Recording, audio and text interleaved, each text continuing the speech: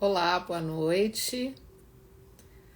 Vamos dar início a mais uma live aqui pelo Rocha Treinamento. Vamos aguardar as pessoas entrarem. Nosso convidado de hoje, o Alexandre Matos, que foi meu colega quando eu dava aula na Uninove. Faz muito tempo que eu não o vejo. Olá, boa noite. Vamos aguardar então aqui a entrada do nosso entrevistado de hoje.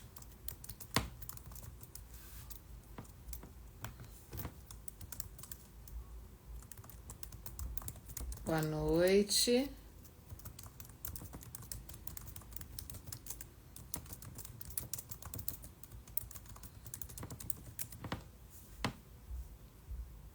Boa noite. Vamos entrando. Alexandre já entrou.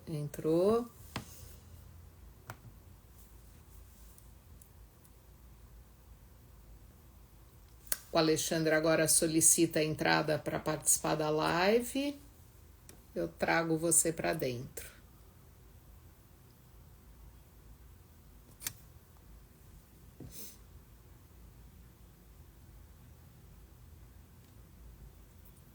Na câmerazinha mais lá embaixo, você faz a solicitação. Olá, olá, as pessoas que estão entrando.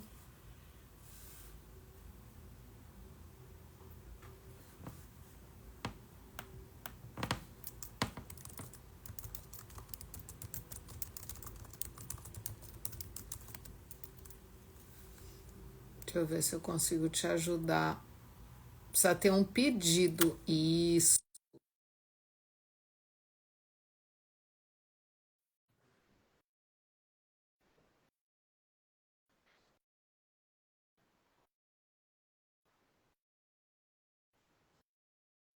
Isso, acho que Tudo deu. bem, deu. Tudo certo, Alexandre? Tudo bem. Eu não estou te vendo, mas é assim mesmo? Eu Olha, não te vejo? na verdade, sempre vê, mas eu tenho visto várias lives atualmente que a pessoa não está vendo. E eu não É, sei dizer o quê. Você não está me vendo, né? Mas eu estou na te vendo, verdade, a parte de cima parece que seria a sua imagem, mas tá tudo preta. Então eu fico com a metade da tela para baixo. que é você. Sou Então, eu, isso. tá ótimo. Então você está se enquadrando bem aí, tá tudo certo. Tá Eu ótimo. também, só que eu vejo você e vejo eu. Então tá tudo Ah, bem. então tá bom, sem problemas. Então, Tudo bem? Alexandre, bem-vindo aqui ao Rocha Treinamento. Vai ser muito legal a nossa live. Eu adorei aqui o nosso roteirinho, tá bom? Ai, E- que bom, olha, queria agradecer, né, você, a Carla, pelo convite. É um prazer estar discutindo, né, esse instrumento que eu já trabalho há 26 Uau, anos com ele, né, legal. e estou trazendo agora um contexto um pouco diferente, para além da clínica, né, Sim. da clínica que eu falo consultório, avaliação para fins meramente clínicos, trazendo um contexto ali jurídico e mais específico ainda a questão da disputa de guarda. Ai, bárbaro, vai ser incrível. Vou fazer uma breve apresentação sua, tá bom? Tá aqui, né? E aí a gente dá início, tá bom? Tá certo.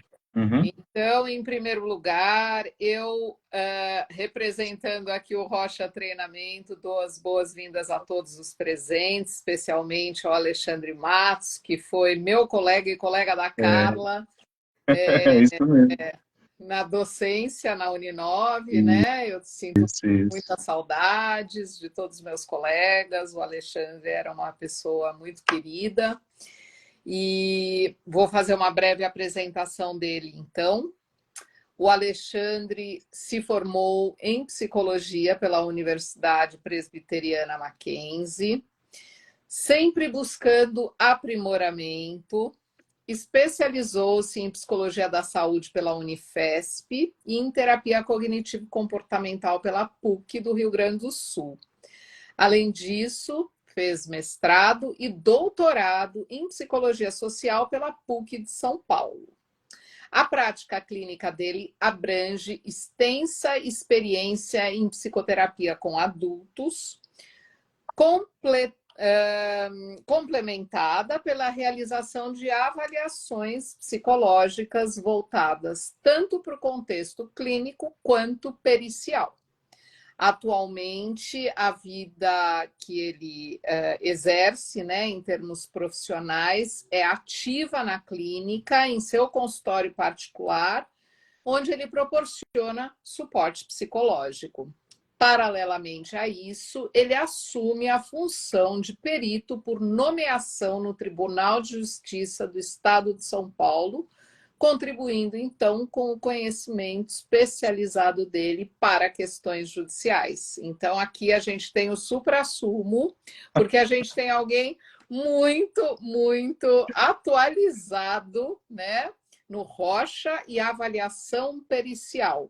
Como se usa o instrumento na disputa de guarda. Então, esse é o tema da nossa live de hoje, né, Alexandre? É isso aí, é isso aí. Então, vamos começar. Vamos ver.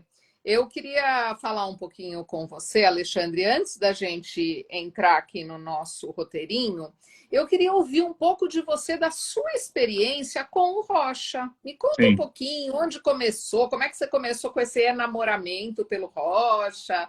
Conta um pouquinho dessa sua trajetória. Olha, começou desde a graduação. Uhum. Eu fui aluno do Paulo Francisco de Castro, na época, e a gente trabalhava com o Klopfer, a codificação do Klopfer. Mas naquela época eu já tinha me encantado com o instrumento, né? Era muito novo, né? Mas tinha toda essa complexidade, tanto na aplicação, na codificação e na interpretação, que sempre me motivou muito. Só que ao terminar a graduação, eu, junto com o Paulo, né? Então ele era meu professor, logo em seguida a gente virou colega de um curso de especialização da Regina Gattaz, que era do sistema Wexner, né? Então isso foi, quer ver, em 1999 e 2000, né? Então foi em 99, século passado. Foi aí que a gente entrou e começou a estudar o Wexner, né? E em 2000 eu, juntamente até com a Carla, a gente participou de uma pesquisa da Regina, né? De normatização dos dados da cidade de São Paulo. Foi uma pesquisa interessante, extensa, a gente trabalhou bastante, interpretou bastante, então a gente desenvolveu uma prática muito boa, e a Regina, ela era muito cuidadosa, né, na pesquisa e no ensino, e também na discussão clínica. Apesar dela estar fazendo uma pesquisa de normatização, a gente discutia isso clinicamente, né? Os resultados, claro, não eram pacientes, né? Eram pessoas que se voluntariaram na época para participar da pesquisa, mas foi muito interessante. Então, parte da minha formação clínica no Rocha, eu devo muito à saudosa Regina, né? E depois que teve essa especialização, eu entrei em psicologia da saúde na Unifesp, e lá você passa por um processo também semelhante, como se eu tivesse feito 2 especializações em Exner, só que dessa vez foi com a Latif Yazid. Então eu fiquei 2 anos lá na especialização da Unifesp, é uma especialização que nem existe mais hoje, né? De 2000 a 2002. E a partir daí, aí foi um aprimoramento meio pessoal mesmo, eu estudei bastante, a gente sempre tem que ler os clássicos, né? Piotrowski, na época o Exner, né? Era o que tinha de mais pesquisas nesse sentido, né? E então você não podia deixar de estudar o Weiner, né? Que o livro dele sobre interpretação, ele é muito bom. Né? E até surgir, né? O RPAS, né?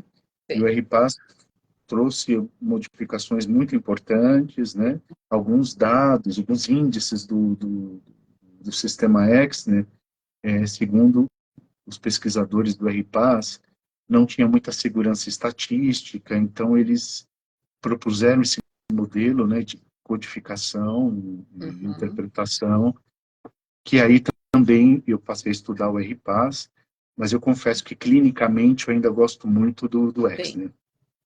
Uhum. Bacana. Você enveredou... Só complementar Claro. uma coisinha.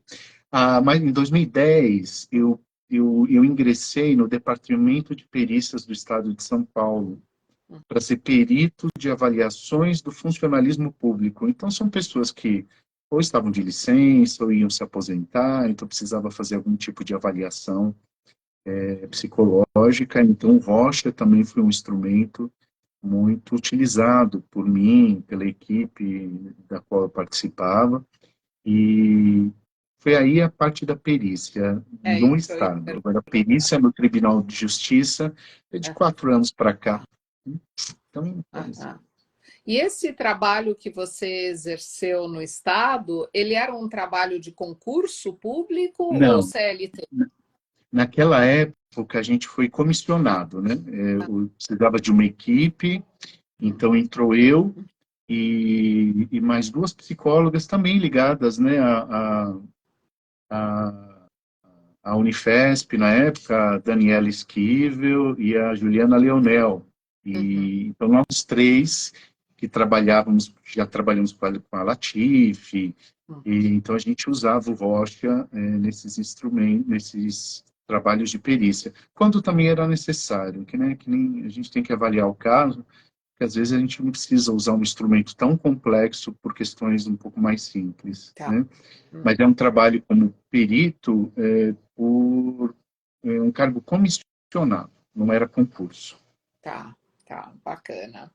E, Alexandre, você não citou, mas eu sei que você foi professor universitário muitos anos, ainda é? Não sou, mas fui, quer Uhum. ver, por 17 anos. Tá. 17 anos. E desses 17, uma instituição que eu dei aula, que foi a FMU, Uhum. numa época em que era a FMU, né, ela não tinha passado pelas modificações, Uhum. existia disciplina de Rocha. Acho que era a última faculdade, eu acho, de São Paulo que estava ensinando Rocha na graduação. Então, Uhum. a gente tinha um semestre de classificação e um outro semestre de interpretação. Bacana. E, claro, era muito complexo para os alunos, porque é um teste complexo, mas tinha uma carga horária que permitia que os alunos saíssem com uma boa noção do teste, assim, para quem quisesse continuar, né? Uhum. Uhum. E você percebeu que alguns seguiram, que alguns quiseram, te procuraram depois? Olha, eu não sei se eles o utilizam na prática deles, né? Uhum. Mas o que eu posso dizer é que eu tive alguns alunos, claro, que se identificavam mais com o instrumento, se dedicavam mais. Eu tive, nos trabalhos finais, Uhum. laudos assim fantásticos, assim, interpretações que se via um raciocínio clínico. Então, pessoas com talento, se quisesse continuar, Legal. né? Porque exige um raciocínio Uhum. constante de você cruzar dados, cruzar com os elementos da entrevista, com comportamento. Então, exige um exercício de abstração clínica que eles demonstravam isso, que me deixava até orgulhoso. Que Você tem uma legal. ideia? Alguns eu até escaneava, alguns trabalhos eu até escaneava Uau, para guardar. bacana. Que bacana. Alexandre, tem uma Você consegue ler as perguntas que aparecem ou também não? Deixa eu ver. Tem Ah, uma que apareceu aqui da Bruna. isso.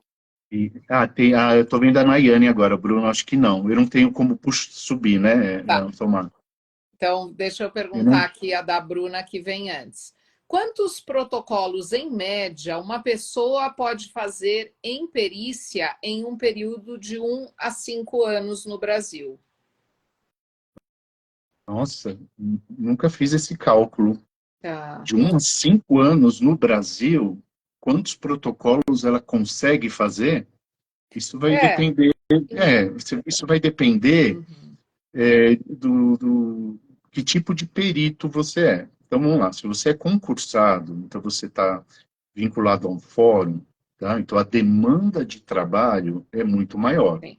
Então você teria a chance de ter mais oportunidades para aplicar o Rocha. Mas justamente por conta da demanda do trabalho, Uhum. e também porque não são muitos psicólogos que sabem do Rocha, né? Sim. Então, não é muitas vezes utilizado, tá? Eu conheço alguns que utilizam, tal, mas isso depende muito da complexidade do caso e do volume de demanda, Tá. porque é um teste que demanda, né, para classificar, depois interpretar, produzir um laudo, né? Uhum. Então, em 5 anos, eu não saberia te dizer quantos, né? Uhum. Mas isso vai depender do lugar. Ele pode ser também um perito por nomeação, que é o meu caso, né? Sim. Ou o fórum está cheio, ou carece de alguém especialista num determinado tipo de perícia, então o juiz chama um perito externo e nomeia, tá? E, e aí, por exemplo, eu posso dizer para você que o ano passado eu devo ter aplicado uns 20 rochas, vai, Tá. como perito. Então, Legal. se no meu, por nomeação, que é uma coisa aqui e ali, não é regular, depende da decisão do juiz, né? Uhum. Uhum. Então, em 5 anos, no caso, se acontecesse esse Bem, ritmo, dariam 100 protocolos, mais ou menos. perfeito. De que maneira as avaliações periciais, incluindo Rocha, Alexandre, podem impactar as decisões judiciais em casos de disputa de guarda? Vamos ao nosso assunto, então. É, eu acho que pode impactar significativamente e positivamente, Tá. tá? Porque em disputa de guarda, a gente tem que pensar o seguinte, né? Você está diante de duas pessoas, estou Uhum. falando dos pais, tá? Dos genitores, né? Que estão ali numa disputa, muitas vezes agressiva, litigiosa, tá? Eu já estou falando de casos um pouco mais pesados, né? Uhum. Então, você utilizar instrumentos, né, que cujo avaliando tem um domínio consciente. O que Uhum. seria um domínio consciente do instrumento? Uma escala, perguntas, né? Uhum. Que a pessoa tem total controle daquilo que ela vai responder, né? E a gente tem que pensar que os pais que estão passando por uma perícia, cada um deles quer apresentar a melhor versão de si, Sim, ou pelo menos a versão que vai contemplá-lo no final do processo, sim. tá? Uhum. Então, nem sempre isso corresponde à realidade. E como que a gente tem acesso a esse aspecto mais escondido, né? Aham. Para além da intenção da pessoa. É uma boa observação clínica durante as entrevistas, e aí experiência ajuda muito, né? Tom de Uhum. voz, o olhar, Uhum. né? Como aborda tais questões. Isso são elementos que escapam ao controle consciente da pessoa. Certo. E o instrumento como um instrumento projetivo, né? Uhum. Que aí poderia ser técnica de apercepção temática, né? E o Rocha, que embora seja um método mais perceptivo e associativo, a pessoa não tem controle total. É. E aí o que aparece como resultado e que vai para o laudo, Uhum. né? É impactante no sentido positivo, porque às vezes mostra facetas dos genitores que o discurso, né, é, não, que no discurso não aparecia, Sim. né? Uhum. Então, uma agressividade, uma dificuldade de controlar os impulsos, Uhum. né? Uma dificuldade, sabe? Mães e pais, sei lá, na entrevista dizendo, faço tudo para o meu filho, mas o Rocha Mal mostra uma dificuldade de compreender a necessidade do filho para além das próprias, né? Aham. Uma empatia reduzida. Isso se a gente ficasse no discurso ou num instrumento, numa escala, um questionário, a Uhum. gente não teria esse acesso. Então, é impactante nesse sentido, porque te dá maior segurança, principalmente em casos de litígio. Certo. E como que é a aceitação dos juízes frente a um laudo de Rocha? O Rocha, ele tem uma boa fama, né, no meio jurídico. Aham. Mesmo as pessoas que não têm muito conhecimento técnico, já sabem da existência do instrumento, já sabe que ele é um instrumento que traria dados mais profundos da personalidade, mas a gente sabe que fama, né, não sustenta, né? Então, Claro. a gente tem ali todo o nosso corpo teórico, técnico, científico para embasar todas as hipóteses, né, do Rocha, mas o corpo jurídico, eles olham com bons olhos, né? E a gente tem que ver que na mídia, né, esse tipo de teste aparece muito em filmes, né? Eu Sim. lembro que na época do irmão do Collor, né? Ele foi Uhum. fazer uma avaliação pericial, inclusive eu não tenho certeza, mas na época disseram que foi a Latifi Yazigi que aplicou nele, né? O teste do Rocha. Então, recentemente da Susana Richthofen, né? E aí Isso. teve uma divulgação que eu particularmente eu acho que é desfavorável para o teste, né? Então, isso é uma coisa que eu sei que estou desviando um pouquinho, mas já antecipando um ponto. A divulgação do teste na internet, né? Um Uhum. tutorial, né, de como responder ao teste é um desserviço para a gente, assim, porque acaba levando dados para uma pessoa que pode fazer um mau uso disso, ou Uhum. tentar manipular os dados, enfim.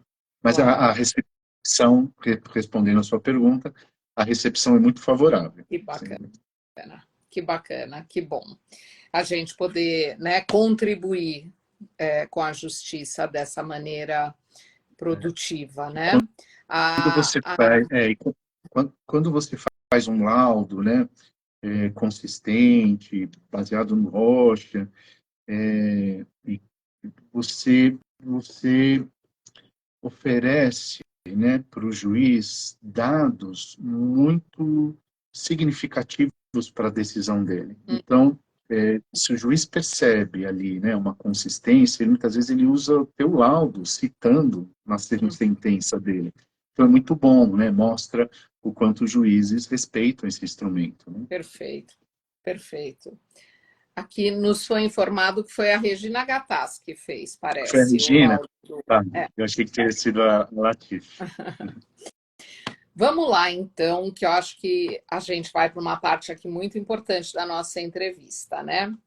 Quais os elementos mais importantes que o perito deve investigar ao utilizar a avaliação do Rocha nos genitores? Então, segundo a literatura, né, existem dois livros muito importantes, né, do Rocha no âmbito forense, Uhum. mas não tem traduzido aqui, né? As duas literaturas, uma falando do Exner e outra falando do RPAS, né? Os dois apontam como temas que a gente tem que abordar, cuja resposta é de fundamental importância para o juiz, são mais ou menos 6 temas ou áreas, vamos chamar assim, né? Tá. Eu vou falar mais ou menos em forma de perguntas, né? Né? Como é que os pais se comportam em circunstâncias estressantes e emocionalmente dolorosas? Uhum. Então, é muito importante que a gente forneça uma resposta a essa pergunta. A segunda, depois eu vou falar em detalhes cada uma delas, tá? A segunda é assim: esses pais podem responder com calor, sensibilidade e empatia às demandas emocionais das crianças, dos filhos? Uhum. As suas expectativas em relação a si e aos outros são realistas? Então, a gente está falando de autopercepção, de como percebe o outro, né? Uhum. Eles conseguem distinguir claramente entre as suas próprias necessidades e as dos seus filhos? Uhum. Eles têm habilidades interpessoais suficientes para uma coparentalidade eficaz? Uhum. Então, isso Claro. para definir, né, o sim. regime de guarda, né, guarda compartilhada, isso é de fundamental importância. E aí uma última, e também, né, é igualmente importante, é se eles são propensos a atitudes e comportamentos mais agressivos e violentos. Uhum. Então, de uma certa forma, a gente tem que, no nosso laudo, né, a gente tem que responder mais ou menos essas 6 questões, principalmente em disputa de guarda. Uhum. Uhum. E aí, posso já falando um Claro, pouco de cada uma? claro, Tá. por favor. Então, como que a gente percebe isso no Roger, né? Então, essas pessoas, como que elas se comportam em circunstâncias estressantes e emocionalmente Uhum. dolorosas, né? É uma pergunta que, primeiro, você vai obter alguns dados na entrevista, no comportamento em relação a você, mas também por dados do Rocha. Então, o manejo do estresse, controle e manejo do estresse vai trazer informações muito importantes, tá? Que no Exner a gente encontra isso na nota D, né, o D ajustada, né, Uhum. olhando, né, os códigos dos sombreados, dos vários tipos, movimento inanimado, Uhum. o S, né, que são áreas em branco percebidas na resposta, conteúdos agressivos, movimentos agressivos, e a soma também, né, de movimentos humanos com a soma ponderada de cor, porque aí a gente está falando, essa soma vai falar dos recursos Certo. disponíveis. Então, quando a gente chega e vai identifica que um desses pais, né, ou os dois, enfim, estão estressados, a gente tem que olhar se é um estresse situacional ou um estresse crônico, né? Aham. E o que é curioso é que aparecem os dois tipos, né? Muitos deles estão muito estressados, Uhum. ou pela própria situação do litígio, né? Uhum. Mas uns apresentam uma cronicidade maior, né? E a gente percebe que, às vezes, é por ter menos recursos psicológicos, de pensamento, de afeto, para poder lidar com o estresse, do que a intensidade das situações que estão vivenciando. É que nem aquela história, né? Há uma quantidade de areia, sei lá, vou chutar aqui, 50 quilos. Eu Aham. posso carregar essa areia num caminhão, Uhum. tá? Numa picape ou numa carroça, Uhum. né? Os 50 quilos são os mesmos, mas dependendo dos recursos que a pessoa tem para lidar com o estresse, ela vai lidar bem ou mal, né? E o que a gente percebe é que, como eles estão estressados, né, isso explica, porque quem tem um nível de estresse grande, eles estão muito Uhum. mais sujeitos, né, a comportamentos disruptivos, baixa tolerância à frustração, irritabilidade, e que isso explica, muitas vezes, as queixas que um tem do outro, né, de Sim. provocações, de brigas. Então, uma das coisas importantes é olhar o manejo do estresse, né? Quando Perfeito. você tem ali os pais com recursos, né, Uhum. suficientes para lidar com as demandas da vida, porque demandas a gente tem. Então, a gente vai Sempre ter vai. angústia, a gente vai ter pensamentos intrusivos, a gente vai ter um nível de carência afetiva, Uhum. né, alguns conteúdos mais tristes, mas dependendo dos recursos que a gente tem, né, Aham. a gente consegue administrar isso. E quando os pais chegam no nível de litígio, esses recursos estão muito mais prejudicados, né? Uhum. Então a gente olha a questão do estresse, né, do manejo do estresse, mas a gente olha também se tem, né, conteúdos mais disfóricos, sentimentos de tristeza, se existem conteúdos agressivos, né, nas respostas do Rocha, se ele vê muita área em branco, Aham. né, que fala bastante, né, da questão pode falar de uma raiva até, né, mas também de uma atitude de oposição. Então, Uhum. tudo isso ajuda a gente a entender, né, se ele tem recursos para lidar de forma adaptativa com o estresse e com situações dolorosas. Perfeito. E, Nossa, e aí, preenche, oi, fala, né? não, preenche muito bem a demanda desse quesito judicial, né, do Exatamente. juiz. Nossa, perfeito, perfeito. E aí, essa segunda questão, Uhum, né, que eu falei, os pais podem responder com calor, sensibilidade e empatia uhum, às demandas emocionais das crianças. Assim, pela prática, a primeira coisa que eu vou ver, né, é movimento humano, a uhum. qualidade, né, como que esses humanos que apareceram nas respostas foram percebidos, né, se foram humanos inteiros, parciais ou fantasiados, né, e eu vejo também a questão da afetividade, a modulação do afeto. Então vamos começar pelo, né, movimento humano. Por que que o movimento humano ele é importante, né? É. Porque primeiro o movimento humano vai falar de uma capacidade imaginativa, né? Essa capacidade que a gente tem de pensar no que vai fazer. Então, é uma forma também de retardar e segurar um pouco uma impulsividade, Uhum. tá? Então, quando a gente fala assim, né, que vontade de fazer X, não, espera um pouco. Acho que eu vou fazer isso primeiro, vou fazer isso, e a gente está usando o que? A nossa capacidade de imaginar uma situação futura e Uhum. aí a gente rever as nossas ações, tá? Uhum. Então, isso é um aspecto do movimento humano que eu acho importante, né? E o Piotrowski fala muito disso, né? E tem o segundo, que esse sim, né, é fundamental, que é a questão da empatia, né? Perfeito. Tenta imaginar assim, uma vez eu fui numa loja, É. acho que foi numa loja da Adidas, e tinha um manequim numa posição assim de correr, Aham. sabe? Esta sensação a gente sente. A gente consegue até sentir um pouco o músculo contraído olhando para aquele manequim que estava claramente numa posição de Aham. corrida. Por que que isso acontece? Porque a gente se identifica Uhum. com aquela figura. Então, movimento humano fala dessa capacidade de se colocar no lugar do outro. Uhum. E, curiosamente, né, é isso que eu falo, né? Um questionário que o avaliando tem um domínio consciente versus o Rocha, a gente vê a diferença. Então, eu fiz a avaliação pericial de uma família e Aham. a mãe tinha muito aquele discurso: faço tudo pelo bem do meu filho, né? Eu amo, daria a minha vida por ele, né? No discurso.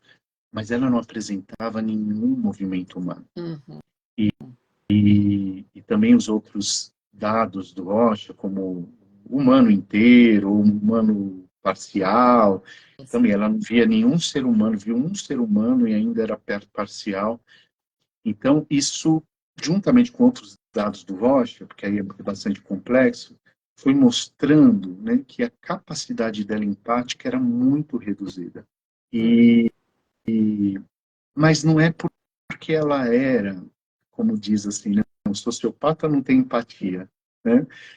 Não é uma empatia reduzida, né, defensivamente. A pessoa está passando por tanto estresse, está sentindo uma necessidade de combater algo Uhum. tão proeminente que aquela tranquilidade de se colocar no lugar do outro fica indisponível, até mesmo para os filhos, Uhum. né? Uhum. Então, movimento humano é um primeiro, né? E por que que eu falei também da modulação do afeto, né? Aham. Porque nós, adultos, deveríamos, né, ou espera-se que a gente tenha muito mais capacidade de pensar antes de agir. Sim. Às vezes, é bom também a gente também não pensar tanto, quer brincar, ser espontâneo, Uhum. né? Então é bom que a gente consiga modular dependendo da situação, né? Eu consigo pensar antes de agir, então, portanto, eu não vou fazer bobagem, Uhum. eu não vou ser impulsivo, né? Mas também ser possível eu brincar, enfim, eu poder expressar, né, meu afeto sem pensar muito. O problema é que quando isso é predominante, Uhum. aí já deixa de ser alguma coisa interessante, lúdica no sentido positivo. Se torna um grande problema, porque a pessoa não consegue, primeiro, modular os afetos, então seria uma pessoa com uma tendência muito maior a agir em função do que sente, por isso que, né, consegue responder com sensibilidade e empatia. Bom, se eu faço as coisas porque eu estou sentindo e depois eu olho para o outro, né, Uhum. isso já é um elemento muito importante para ajudar na Sim, nossa compreensão do caso. E aí tem outros índices que são importantes, né? Mas acho que eu estou pegando claro. os principais, até os que eu utilizo, senão eu não dou conta dos seis. Não sei se está ficando claro, você Tá pode me muito interromper, viu, claro, Carla? Tá? aprofundado, inclusive, né? Bem É, aprofundado.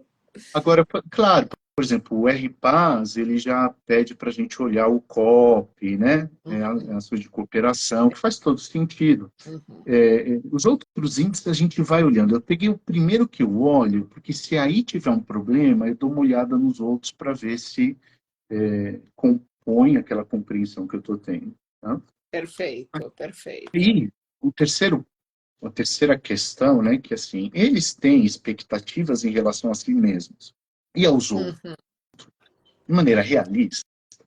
E essa é uma pergunta difícil, né? Porque o que é me perceber de uma maneira realista e perceber o outro de maneira realista?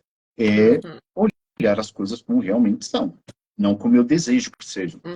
né? Como eu gostaria que fosse. Sim, Né? E isso é uma grande dor, né? Porque a gente tem que, quando a gente está no processo de psicoterapia, uma das dificuldades da pessoa é poder reconhecer mesmo, né? uhum. Suas vulnerabilidades, suas falhas, né? E se Exato. olhar de uma maneira mais realista, nossas potencialidades, nossas fragilidades, né? Uhum. Então, uma pessoa, se o mundo interno dela, né, Aham. está muito carregado e contaminar é o verbo proposital que eu estou usando, né? Ah, Entra numa percepção que poderia ser real, uhum. pura, é real no sentido objetiva, se isso predomina, né, Ah, então a pessoa ela não está tendo um olhar para si e para o outro de maneira realista. Tem aqueles uhum. exemplos que a gente dá em sala de aula que é bem simples, tá? Muitos psicólogos estão assistindo a gente, então isso é bem bobo, mas a gente dá uma ideia. Sabe, eu estou atravessando a rua, vem uma pessoa que eu conheço, eu cumprimento, ela não responde, Uhum. tá? Eu posso olhar para isso de uma maneira objetiva. Bom, ela não me viu, Sim. não escutou, Uhum. devia estar pensando em alguma outra coisa. Ou eu pego questões minhas, feridas minhas, inquietações minhas e injeto nessa experiência. Daí Uhum. eu falo, essa pessoa virou a cara para mim, Uhum. não quis me cumprimentar, tá? Esse é um exemplo bobo, mas eu estou dizendo que o meu mundo interno entrou e mexeu com uma percepção que poderia ser a mais realista possível, Sim. tá?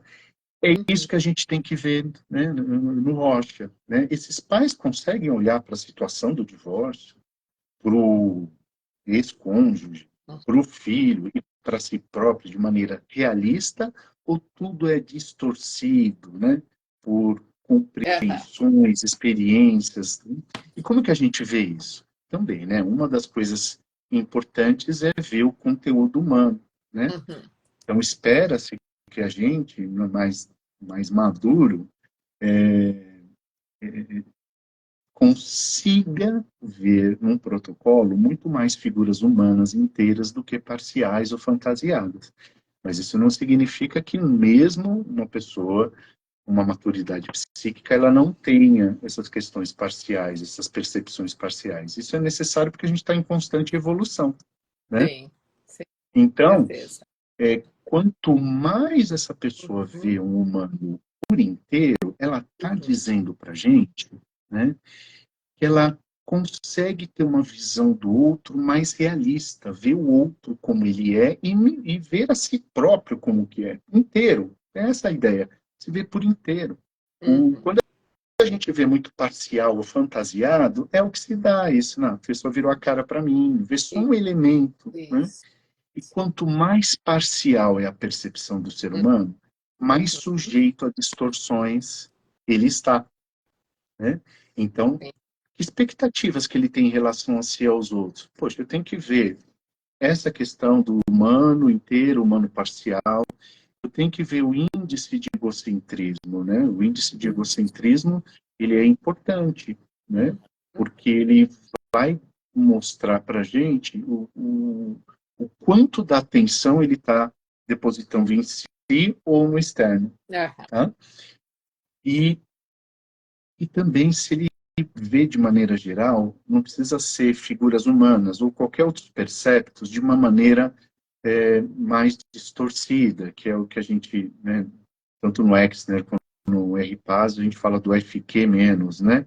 São percepções ali, muito ali particulares, distorcidas, que extrapolam até a questão da figura humana. Sim, sim. Uhum. Muito E aí, ficou claro. Então, claro, eu sempre olho, e olhar o movimento humano de novo, né? Principalmente aquele movimento humano que teve o sinal menos, né? Ou seja, foi distorcido, né? Uma percepção muito incomum, tá? Então, a gente olha para isso. E aí a outra questão é assim, eles conseguem distinguir claramente entre as suas próprias necessidades e as dos seus filhos? Então, você vê que é uma pergunta que se conecta com a anterior, né? Porque se eu consigo me ver de maneira realista e ver o outro de maneira realista, eu tenderia a ter uma empatia melhor e conseguir fazer essa discriminação entre aquilo que é uma necessidade minha e aquilo que é uma necessidade dos meus filhos. E aí, no litígio, isso é tudo bagunçado. Tá? Então, sabe, situações assim, sei lá, mesmo em disputa de guarda, eles já estão separados e tem um arranjo ali provisório de que o pai pega a criança e o pai atrasa. E a mãe chega para o filho e fala, então, filho, teu pai está atrasado, tá vendo? Sempre Olha assim, o quanto ele né? gosta de isso, olha o quanto ele gosta de você. Tá? Teve Olha uma o valor entrevista, que ele dá, né, para o tempo que tem com você, né? teve um caso na entrevista mesmo que o pai contou para mim que as filhas chegaram e falaram, pai, poxa, a gente tem que voltar para casa da mamãe, queria ficar aqui. Aí ele diz assim para a filha, então, filhas, por mim, vocês ficariam, mas a tua mãe não quer, tá? E isso, você está colocando muito mais uma necessidade sua, né, acima das necessidades da criança. Porque quando você consegue fazer isso, aquela mãe lá do meu primeiro exemplo vai dizer, então, filho, ó, o papai não chegou ainda, mas alguma coisa deve ter acontecido, tá? Eu vou escrever para ele. Aí o pai não aparece, então, olha, o papai não vai aparecer hoje, tá? Depois eu converso com ele, porque é mais importante para essa criança manter uma imagem desse pai preservada do que dar vazão ao ressentimento que ela tem, né? Então, nesse momento, distinguir a própria necessidade dos filhos é onde vem mais bagunçado, tá? E onde que a gente vai olhar isso, né? Aí o índice de egocentrismo, ele é importante, as respostas de reflexo, se tiverem aumentadas, tá? Tá falando ali de um olhar, né? Ela não consegue olhar para a necessidade do outro porque ela se prioriza, né? Essa é a questão narcísica, né? A somatória de humanos parciais, fantasiosos, é maior do que a percepção de um humano inteiro, que vai, repete o que eu falei agora há pouco, né? E o comportamento com o examinador, que também é uma coisa muito interessante. Na hora de você marcar por e-mail, por meio dos advogados, o início da perícia, né? Aí a mãe, já aconteceu comigo, falou assim, eu não posso na segunda tarde porque eu tenho academia e eu exijo que seja na quinta às 11, né? Então, na maneira como ela se relaciona com a perícia e com o perito, já dá o tom de como ela entende isso, né? Então, o comportamento É um Oi. modus operandi, né? Que começa a aparecer desde aquele contato. Isso. Então, Indisponível, né? Uma pessoa que prioriza outras questões, né? isso, tem uma academia, né? Eu tenho uma academia à tarde, então você tem que achar um horário na quinta-feira, às 11 horas, e isso está falando bastante sobre como modus operandi mesmo, né? Por isso que essa percepção nas entrevistas, como que a pessoa se relaciona com você, é de fundamental importância. É Perfeito. porque você tem esses dados até antes mesmo do Rocha. Então, o Rocha, quando aparece esses dados, ele vem para confirmar e para embasar mais a sua percepção. É. Né? Uhum. E uma das coisas também que eu olho é o que no Exner a gente chama de FD, né? Que é a perceber em perspectiva. Né? É quando a pessoa diz assim, ó, estou vendo né, uma casa aqui na frente, lá no fundo, uma árvore lá atrás.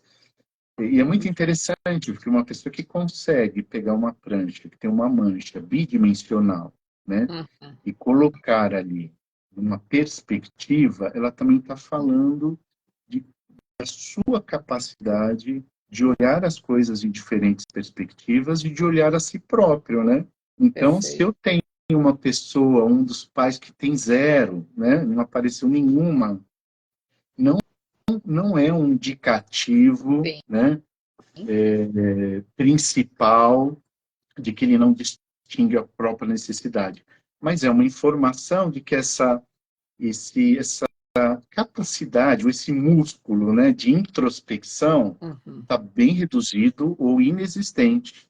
Então, por isso que ele nem percebe a necessidade do outro, olhar para... Né? O que seria? Seria uma mãe chegar e falar assim, nossa, se eu falar isso para o meu filho é porque eu estou com raiva, ele não precisa escutar isso. Né? A mãe que freia esse impulso é aquela que consegue, a mãe ou o pai, né, consegue fazer esse olhar introspectivo. Sim. Né? Sim. E aí, o penúltimo item, eu acho, né, assim, os pais têm habilidades interpessoais suficientes para uma coparentalidade eficaz. Então, você vê, né, que os dados anteriores já vão informando sobre esse Sim. próximo, né? Sim. Então, mas o que eu pegaria nesse próximo, além de todos aqueles? Empatia, capacidade de perceber o outro de maneira realista, conseguir distinguir a própria necessidade da dos outros, dos filhos. Eu vejo o COP, né? E o COP é apontado tanto pelo sistema Exner como por RPAS como algo muito importante, que é a capacidade de vislumbrar uma ação de colaboração, né? Então, como o Cooperativo. COP ele vem de movimento humano, né? E movimento humano, a gente está falando ali de uma imaginação, de uma antecipação, né? Então, se eu tenho ali uma relação, eu coloco um COP ali no meu protocolo, isso significa que eu consigo antecipar relações colaborativas. Perfeito. Então, pais que têm isso vão ter muito mais chance de conseguir ajustar uma guarda compartilhada, sentar para conversar. Eles Sim. podem estar com muita raiva e ressentimento, por isso o processo.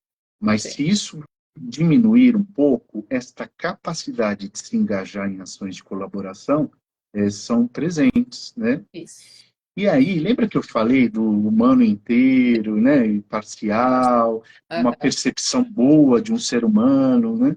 Isso também vai ser importante a gente olhar, né, se as representações humanas boas ultrapassam aquelas mais fracas, empobrecidas, né? Sim. Se são maiores do que essas empobrecidas, então a pessoa está dizendo para a gente que vê o relacionamento humano como algo positivo, mesmo com algumas representações mais pobres. O inverso está dizendo dessa dificuldade, né, de conceber o outro, a relação com o outro, de uma maneira mais positiva.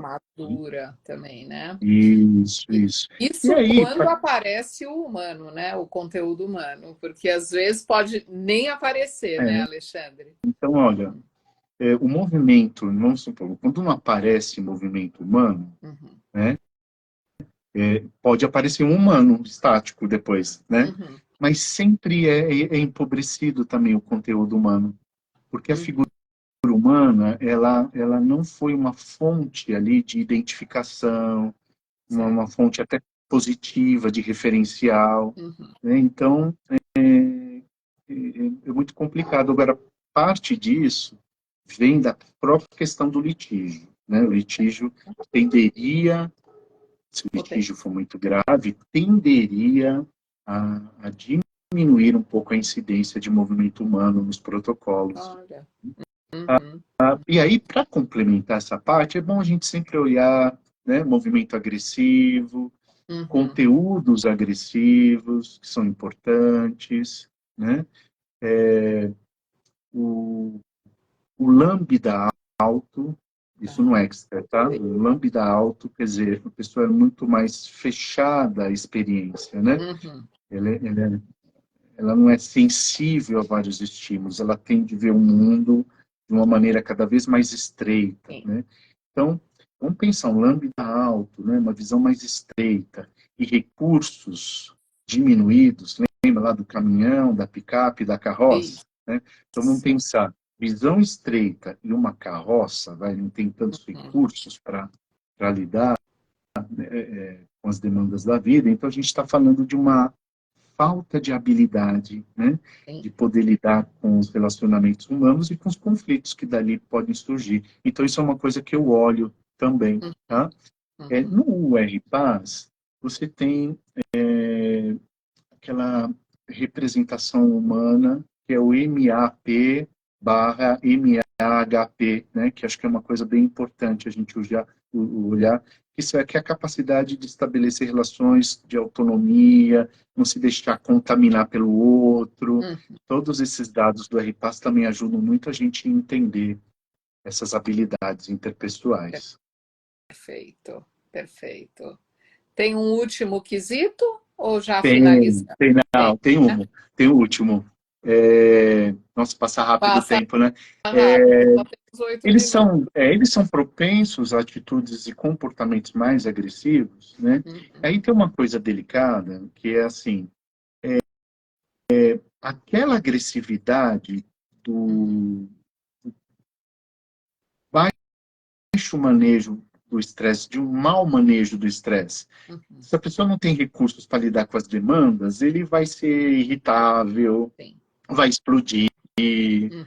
vai ser intempestivo, né? Sim. A Sim. gente, isso, isso é a agressividade que a gente está falando aqui nesse último item. Aí é uma coisa interessante, né? Uma pessoa violenta, né, ou comportamentos mais agressivos, a gente teria que olhar para outros índices do Roche, tá? Tá. Esse do estresse, que chuta as coisas, está irritado, não é Uhum. suficiente, porque todos nós, em situações de estresse, Uhum. apresentamos, né, uma irritabilidade, um humor, né, mais irritável. A gente tem que olhar movimento agressivo, conteúdo agressivo que Uhum. aparece, garras, né, Uhum. e o ser puro, né, que Uhum. é a percepção de cor sem nenhuma forma, Sim. tá? Porque esses são os dados que falam muito mais de uma incapacidade de controlar os impulsos, tá?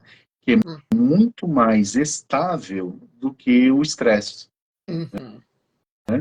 Então, às vezes a pessoa tem lá um estresse, uma irritabilidade, mas não apresentou nenhum conteúdo agressivo, não apresentou uma afetividade pura, né, no rocha, sem nenhuma forma, É. não apresentou. Então, ele consegue, né, ele não tem ali uma, uma característica estável Uhum. de comportamentos e atitudes mais agressivas. Tá? Então, tem que olhar para temas agressivos. Então, sempre ali, né, na interação, lá nos perceptos, tem essa coisa de dominação, um atacando o outro, sangue, Uhum. dentes. Então, a gente tá diante de uma pessoa que tem conteúdos agressivos muito importantes. Se tiver um ser puro, É. né, é a bandeira vermelha mesmo. Tanto Uhum. que nesse nessa época que a gente fazia perícia para os funcionários do Estado. Então, como funcionário de Estado, você tinha, às vezes, policiais, investigadores que tinham tido a arma retirada, né, porque houve algum excesso. Então, passou por um exame pericial para ver se está ok para receber a arma de volta. Aqueles que apresentavam ser puro, dificilmente quase nunca a gente liberava naquele momento, porque é um dos dados muito, muito importantes. Perfeito. Eu acho que é isso. E você sabe que COP, embora COP seja uma coisa mais positiva, de cooperação, o RPA sugere que a gente olhe para a COP também, porque são ações de engajamento com o outro agressivas. Então, a gente não pode... É possível isso, né? Um COP, ele se sobrepõe, ele fica junto, um não exclui o outro. Comportamento agressivo e o COP. Eles podem coexistir numa classificação, numa interpretação. Né? É isso. Uau! Quanta coisa, Bastante. que detalhamento. Bacana, bacana. Eu queria já ir amarrando, Alexandre, porque a gente realmente se dedicou bastante para esses quesitos, né? Que são os quesitos solicitados pelos juízes, né? Nessa relação aí de guarda, né? Às vezes o juiz ou as partes nem formulam essas questões que eu trouxe. É a gente que tem que responder, mesmo que não tenham perguntado, a gente tem que informar esses dados. Eu posso nem apresentar em forma de pergunta, né? Eu posso apresentar, né? Mas a gente, como perito, num caso de disputa de guarda, a gente tem que ser capaz de responder a essas questões. Perfeito. Perfeito. Tem mais algum instrumento utilizado além do Rocha que então, vocês... Isso, o que também a literatura recomenda, e eu concordo, né, que é uma abordagem multimétodo. Tá? Você nunca deve ficar só com Rocha. Claro, só o Rocha, isso não é recomendado, a gente tem que ter uma entrevista, que é considerado um outro instrumento, né? A própria entrevista vai fornecer dados que a gente vai poder cruzar, né? São os dados convergentes, que confirmam, e os divergentes, né? Que às vezes são diferentes, mas que têm uma possibilidade de interpretação, tá? Mesmo sendo divergentes. Então, o multimétodo eu, por exemplo, uso, né? A entrevista, e aí não tem como, né? Eu acho que é o instrumento até principal numa perícia. Uso Rocha e uso um terceiro, que aí eu uso uma escala de avaliação, de personalidade, claro, aprovado, né, pelo CFP, tudo, mas eu uso essa escala. Mas eu disse agora há pouco, né, que uma escala com questões, né, a pessoa tem um controle consciente, né? Eu ainda aplico porque é bom também eu ter uma ideia, né, do que a pessoa estava tentando mostrar para mim com uma escala. E o que de verdade ela tem como característica que ela própria percebe e que o próprio Rocha diz. Então, os três instrumentos, ele te dá uma segurança, né, maior em relação aos achados. Porque numa perícia, essa é a questão ética importante, né? O que você colocar no seu laudo pode mudar o destino das pessoas que estão ali. Principalmente da criança, né? Criança, pais que... A responsabilidade, né? Grande. Então, eu sempre eu faço sempre a pergunta para mim, né? Da onde eu tirei isso? Tá? Eu nunca vou pegar alguma coisa que é feeling. Não, isso pode ter um feeling na entrevista, mas ele precisa aparecer nesses outros instrumentos para ter um valor interpretativo e para o laudo. Então, é como se a gente até inventasse uma contestação do laudo antes de publicá-lo, né? Sim. E você imagina uma pessoa perguntando, mas isso daqui, de onde você tirou isso? Ela não é isso, ela não é aquilo. Você vai construindo um rigor na hora de apresentar, né? Por conta disso. Então, o multimétodo, então o que eu uso, né? Bateria fatorial de personalidade, né? Qualquer escala, né, aprovada, né, pelo Conselho Federal, ela é válida. Mas só entrevista e uma escala como um teste para ser analisado, eu acho que isso não dá conta. Tá? Se tiver que tirar um desses, tira a escala.